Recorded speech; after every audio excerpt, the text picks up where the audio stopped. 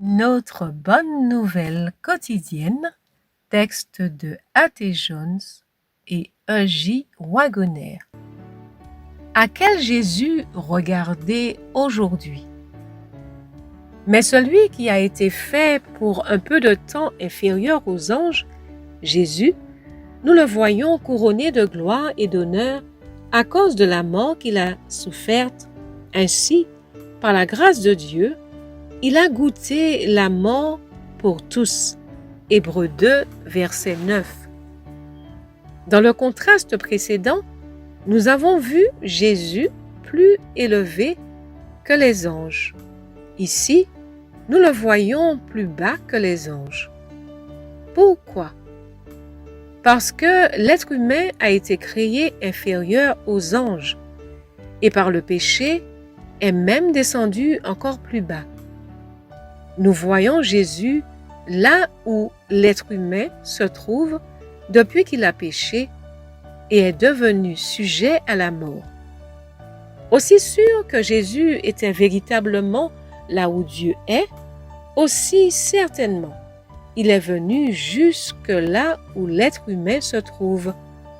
Celui qui était avec Dieu, là où Dieu se trouve, est avec l'être humain, là où l'être humain se trouve.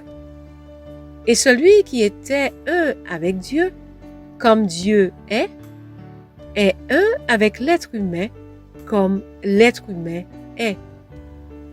Et donc, aussi certainement que sa nature était celle de Dieu, aussi certainement sa nature ici-bas est celle de l'être humain.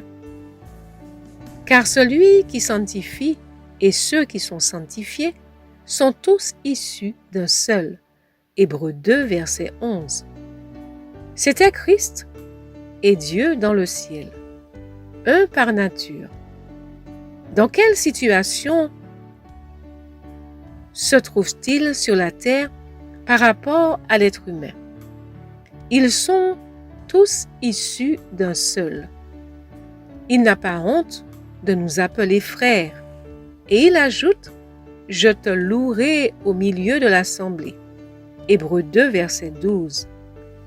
Ce moment viendra bientôt, quand le Christ dirigera le chant au milieu de l'Église. Celui qui était un avec Dieu est devenu un être humain. Celui qui était un avec Dieu est devenu un être humain. Nous continuerons cette réflexion demain.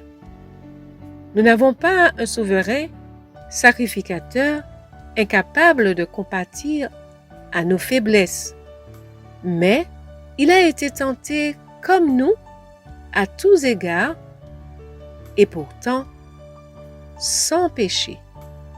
Hébreux 4, verset 15.